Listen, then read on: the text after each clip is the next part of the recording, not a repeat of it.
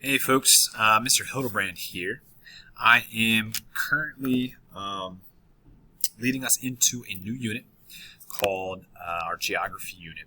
Now, normally you see my face in these videos, but we need a little extra screen space today for what we're doing. So the first thing we're going to do is look at maps. Now, those of you who've been in my classroom, you know I love maps. One of my favorite things to decorate with, look at. The most used app on my phone is Google Maps, just because I love looking at maps. We're going to learn about the different parts of a map. Okay, so we'll look at some different examples, talk about some, and then you guys are actually going to answer some questions based on a map of my classroom. Okay. So the first part of the map we need is a title. So let me bring up a good map for us. So this is a map of New York City, at least Manhattan. Right? We've got our other boroughs, Queens, Brooklyn, Staten Island's down here. Okay. If you notice, we know this is about New York City, even if you're not familiar, because we've got a title. Titles usually appear either at the top or the bottom. Top or the bottom, they're usually in a box that tells us what the whole map is about. So, in our notes here, we say, what does it do? It tells us what the map is about. So that is what a title does. What does it look like? For this box, you could describe it if you want. It's up to you. If you want to upload an image of the title of a map, that's totally fine too. It's up to you. Compass rose. Compass rose, that's the next part. If we look at our map here. Sometimes it's called a compass, sometimes compass rose. It's going to look like kind of like this, right? Triangle pointing that way, that way, that way, that way. Okay. It's basically giving us our north, south, east, and west. North, south, east, and west. Now, sometimes they'll be labeled, right? We'll say north, we'll say south, or E, W. Sometimes it's not. And we just got to know north, south, east, west. Okay. The compass rose tells us our directions. That way we know, hey, if I want to go from Greenwich Village to Times Square, I know I got to go north, right? Because north is pointing this way. Moving on to our next part. Remember, you can describe what it looks like here. You can get an image of one and upload it. It's totally up to you here. If you're doing this on paper, you can draw it. Next, legend or key. Legend or key. Now, not all maps are perfect. Some maps forget some of these parts, but a good map will have all of them. So a legend or key will often be a box in one of the corners, to the side, at the bottom.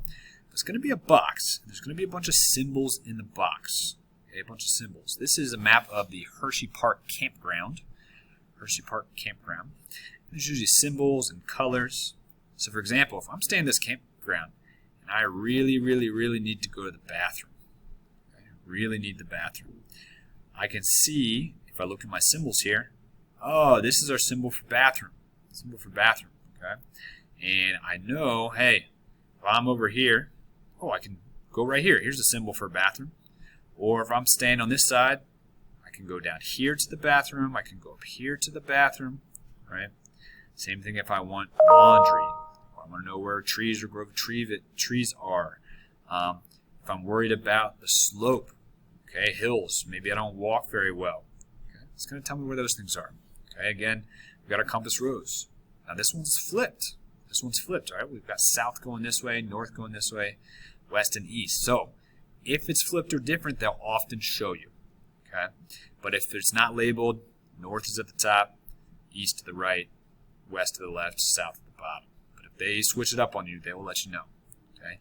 But we see we got symbols, and it lets us know what the symbols on the map are. Okay, so we'll go back here. It tells us, what the symbols on the map mean. Again, you can describe what it looks like, upload a picture, draw one if you're doing it on paper. Then scale. Scale. Back to our map of Manhattan here, New York City. Scale is often, I'm trying to think how to describe it. It looks something like this. Okay? It often looks kind of like a ruler or some lines that have our numbers or measurements here. These are measurements. It says, hey, on this map, this distance is going to be equal to 2 kilometers in real life. Or this distance is equal to 1 mile in real life. So if you had a ruler, right, you could map out, hey, from Lower Manhattan up to Central Park, how far is it? You could use this measurement, right, a ruler, and move up to see how far apart they are, how many miles or how many kilometers. So a scale. Okay. It is a symbol, maybe we could even call it a diagram, I'm not sure if that's the right term, that shows the measurements and equivalents from the map to real life. So obviously, the United States is a really, really big country. Thousands of miles from one coast to the other coast. But obviously, we can't make a map that's thousands of miles long, so we have to make it smaller. When we do that, we need a scale. That way, when people want to see how far something is, they can get out the ruler, right? Mark it off, see how far a trip from Pennsylvania to Ohio would be. Okay. All right, our last one, longitude and latitude. Okay. Now these are grids. These are grids. I'm going to try to pull up something you guys are going to see in a little bit here. Here's a map of the world. Right? If we wanted to know where exactly something is, we need an absolute location. We're going to look for GPS coordinates, or latitude and longitude. If we looked at a map and we could point right to it where it is, it would have a latitude and longitude. Now, longitude, as you'll see in an upcoming video, are these long lines. Okay? They go from north to south, or south to north. They run up and down, okay? Bottom to top, top to bottom. Those are longitude. Now, those are the vertical lines. The latitude, they run east to west, west to east. They are horizontal. Okay? Now, they all have measurements, right? We start at the equator, center of the globe. That right around there is 0. Okay, that's our 0 point. And then we got a line called the prime meridian right here. That's our 0 point for our longitude. And you can find any place in the world. If I said, I want you to go 30 degrees south by 60 degrees west, where are you? So we got to go, all right, we start at 0, 30 degrees south, and 60 degrees west. Move over, oh, here's 60 degrees west, right? Ah, we're in South America, okay? So it's a grid that helps us find an exact location, okay? So latitude and longitude, or grid lines, is a grid that helps us find / mark an exact location. We're going to learn more about that later, okay? Now, real quick, I want you guys to check out what I'm about to show you. I've actually made a map of our classroom this year. Map of our classroom. It's Mr. Hildebrand's class. We see our title up here, right? It tells us what this is. We see some different symbols around the room, okay? So if we look down at our key and our legend, right? It says, hey, the pencil is the pencil sharpener. Ah, there it is. Perfect. Okay? We can figure out what all those other symbols mean. We have our student desks here. Right? We see that. We have their names on them. We have a compass rose. Compass rose says north, south, east, west. Gives our other directions as well. So we know this way is north, south, east, west. Right? We see our scale here. It tells us, hey,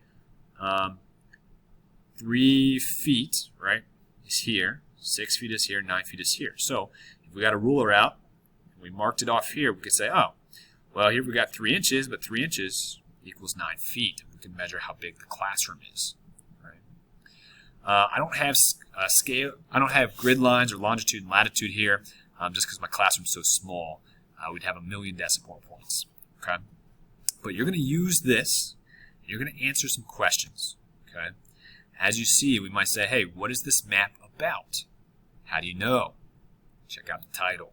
Okay, according to the scale, 1 inch on the map equals how many feet in the classroom? So you might have to check that out. There's all kinds of questions about who's sitting near the pencil sharpener. Which student is sitting west of Steve, right? So you get to go through, look at the map, answer the questions. Okay, so that's what we're up to today. Check it out. Make sure your notes are filled in on map parts. And if you need help on any of this, send me an email. Thanks, guys.